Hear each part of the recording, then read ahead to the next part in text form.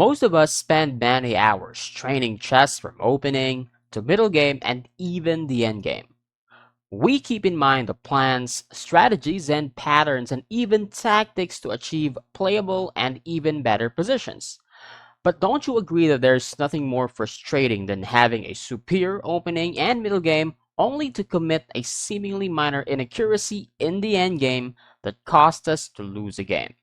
Therefore, sometimes, other than studying the general principles of the game, it is also important to study some deeper yet fundamental principles, especially in the endgame. In this video, we'll talk about one of the fundamentals of king and pawn endgame.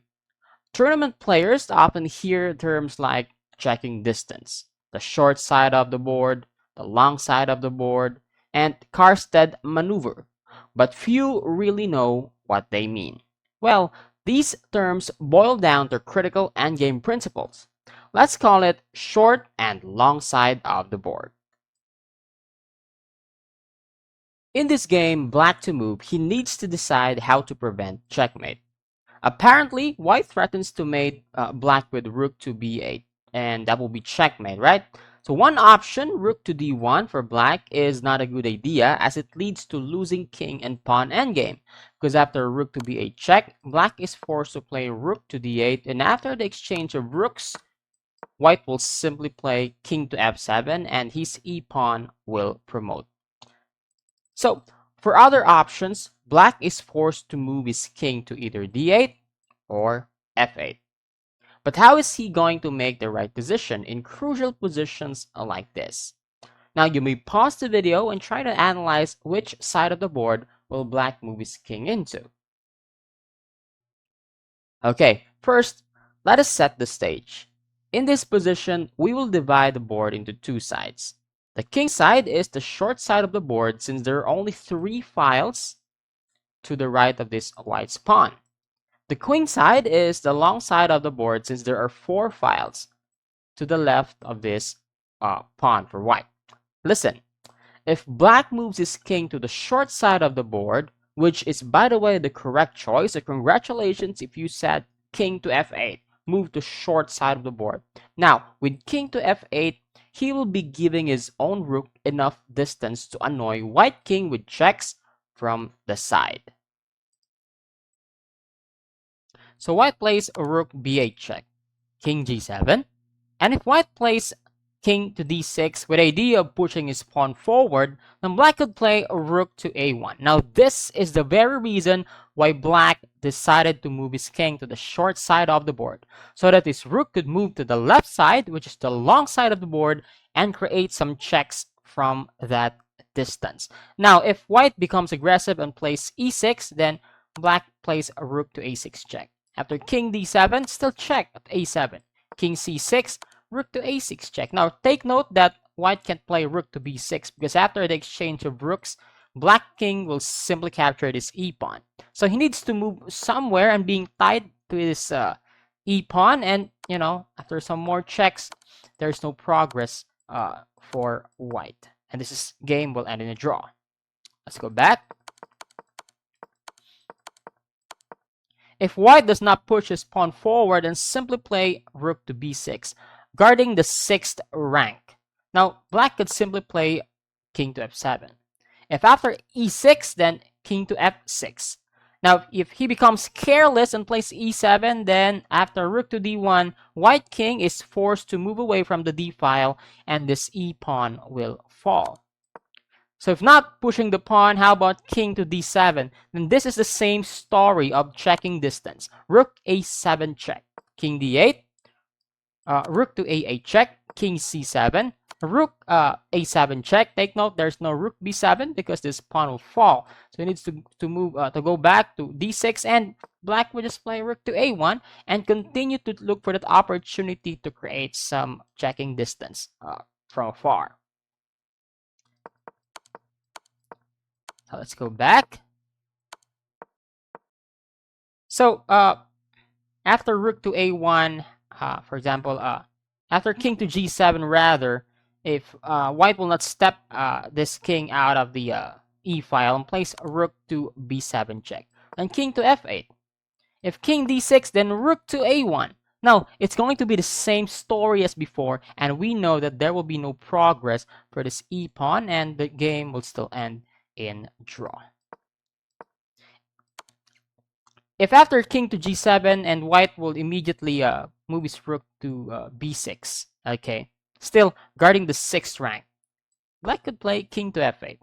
After rook to c6, rook to a1. Now, still draw.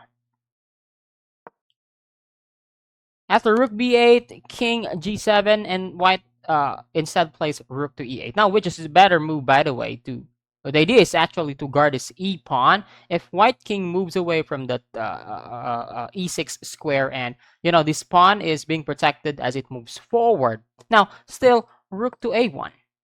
And after rook to d8, planning to play rook d6 if there is a check from this rank. Still, rook to a6 check. Rook d6. Now, black will not exchange the rooks and simply plays rook to a8. Now, if, for example, king e7. Now, rook a7. If king d7, still rook to a6. And, overall, nothing happens to white's passer. Now what happens if black chose to move his king to the long side of the board instead? Let's examine and try to prove that this decision is not the right one to go. After king to d8, now this is the long side of the board.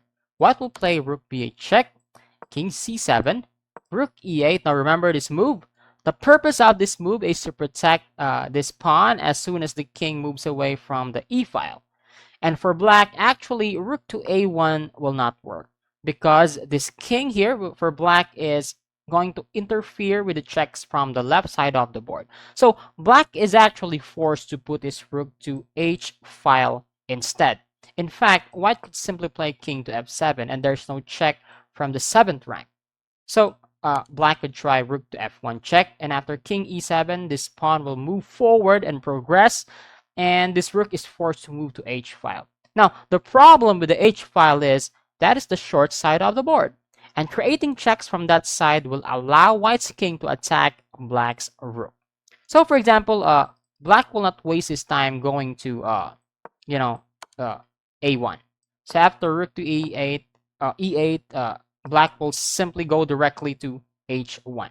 And after rook to g8, for example, rook h6 check, king to e7, rook h7 check, king to f6, rook h6, and rook to g6. Now black will not exchange their rooks, right? So he needs to move somewhere. For example, rook to h1, then rook to g7 check, d8, rook g8 check, needs to go back, and after e6, rook to h6 actually will not work because after king to f7, rook to h7 check, king to g6, and this rook is attacked. Speaking of the short distance here, there's not the sufficient distance for black's rook to create some checks. Okay, so this rook is going to move somewhere, and after e7, this pawn will promote. So, how about rook to f1 check?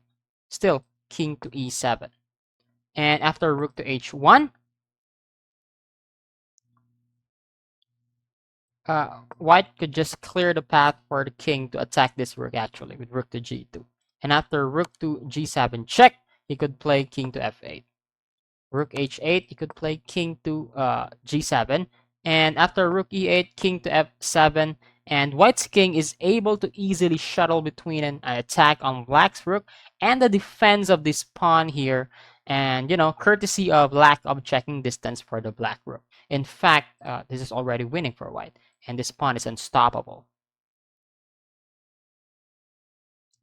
In this another game, black has to decide to avoid checkmate. We already know that rook to e1 is wrong. And apparently, the short side of the board in this position is easy to find. So, king to g8 is the way to go. After rook a8, then king h7. After rook to f8, now remember this move, protecting the passed pawn from behind as soon as the king steps out of the way. Now, by the way, if the opponent plays, white plays king to e6, and black can just simply play king to g7 and prevent this pawn from moving forward. Okay, so white plays rook to f8, which is the better move in this position, by the way, as mentioned before. Now, there's rook to a1. Okay? If he plays king to e7, then there's rook a7 check, and this king will not escape checks from the left side of the board. So if he plays rook to e8, planning to put this rook to the 6th rank whenever the checks come, just play rook to f1. Okay? If rook to f8, then rook to a1. If, for example, king to f7, then, king g8, rook g7, king f8, rook b7, still a short side of the board, and the position will just continue to, occur, and game will still be drawn.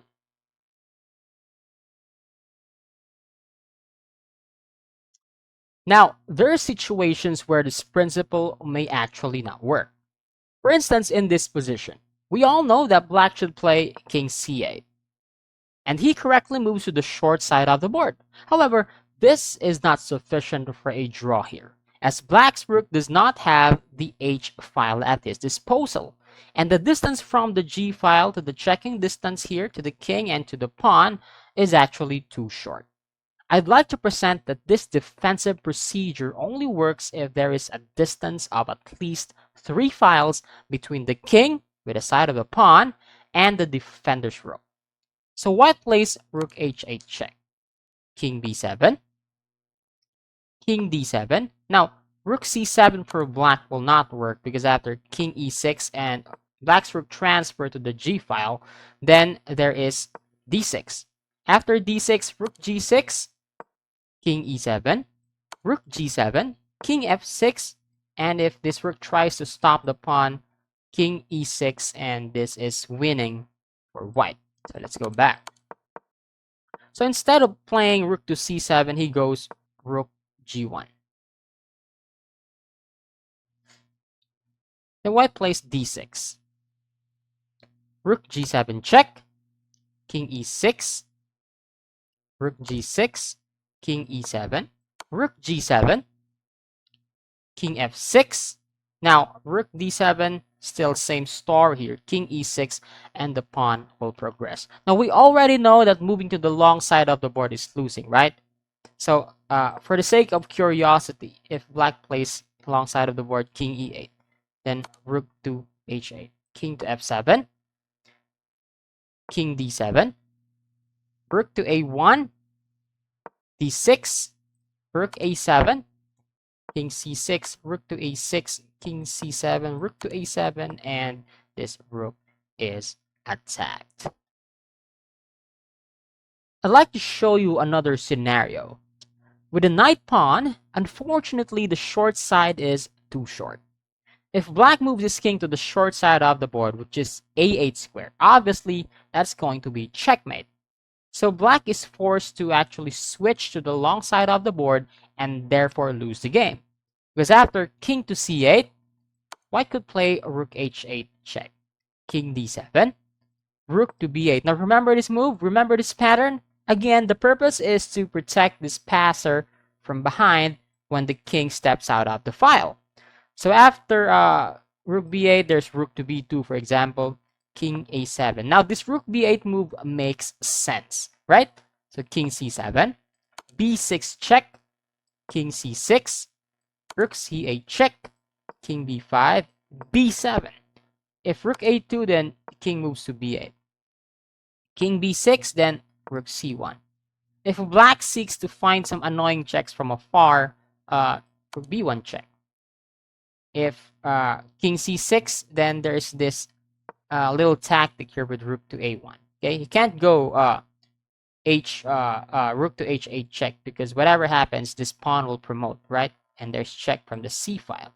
Okay, so if he plays rook to b2 and simple king to a8, and if he falls to the trap of capturing the pawn on b7 and rook to c1, and after king b6, this rook will fall. So I do hope you learned something from this endgame principle. Trust me, you may find it deeper and annoying sometimes to go around and, analyze this boring positions sometimes. But trust me, This is useful especially in crucial rounds and crucial endgame scenarios. You may go ahead and try these examples yourself on the actual board and hope to apply them to your games. Hey, check this video out to make sure that you get more important information to bring your chess to the next level.